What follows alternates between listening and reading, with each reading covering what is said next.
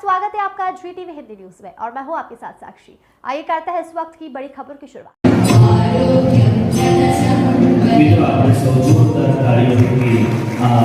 माननीय मंत्री श्री कनुभाई देसाई साहेब नाना गुलशान पेट्रोकेमिकल्स આપણા માનવતા મહેમાનો અહીં ઉપસ્થિત થયા છે સાહેબનું સ્વાગત કરવા માટે નાયબ જિલ્લા વિકાસ અધિકારી શ્રી વલસાડ એ.વી. ડાંગી સાહેબને હું વિનંતી કરું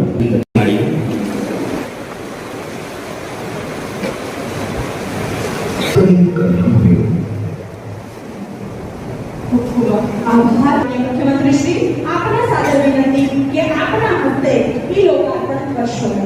ताळीओना गड़गड़ाट साथे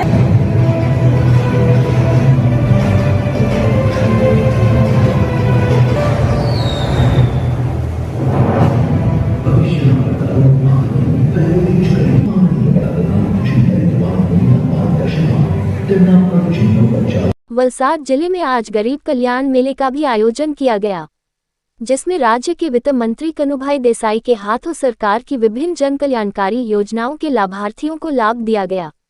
हालांकि इस बार सबसे ज्यादा लाभ महिलाओं को दिया गया। लाभार्थियों राज्य में हर साल गरीब कल्याण मेला आयोजित किया जाता है, जिसमें सरकार की ओर से लाभार्थियों को लाभ प्रदान किया जाता है। लाभार्थियों को पुरस्कृत किया जा रहा है। महिलाओं को सशक्त बनाने के सरकार के प्रयासों के तहत गरीब कल्याण मेलों में महिलाओं को सरकारी सहायता का भुगतान किया जा रहा है।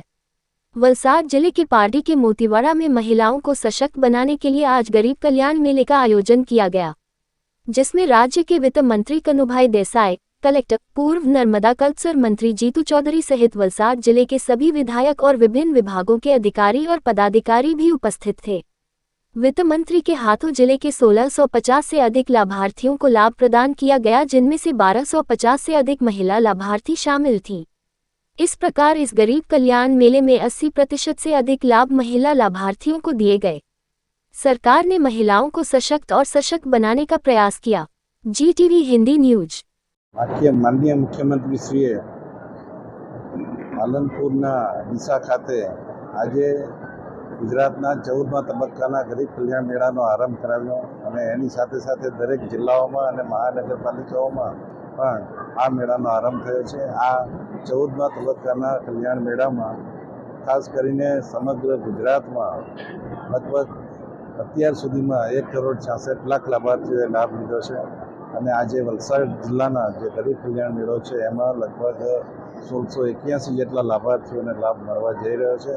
એમાં સૌથી વધુ 1200 ઉપરની બહેનો જ લાભાર્થીઓ છે અને બહેનો પોતાની સ્વરોજગારી ઊભી કરી શકે, ડેરી દૂધની ડેરીનો વિકાસ કરી શકે અને સખી મંડળો નાના નાના બહેનોના જૂથો બનાવીને ગૃહ ઉદ્યોગ કરીને સમાજ ઉપયોગી થઈ શકે અને પોતાના કુટુંબને પણ ઉપયોગી થઈ શકે એવા ઉદ્દેશથી માનનીય મોદીજીએ જે પ્રારંભ કરાવેલો 2009માં તેને આગળ વધારતા ગુજરાત સરકારે આ વખતે ઘણા લાભાર્થીઓને આ યોજના થકી લાભ આપ્યો છે।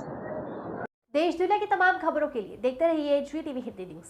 चैनल को लाइक करें, शेयर करें और सब्सक्राइब करें। Welcome to our YouTube channel. Don't forget to like, subscribe and share the videos.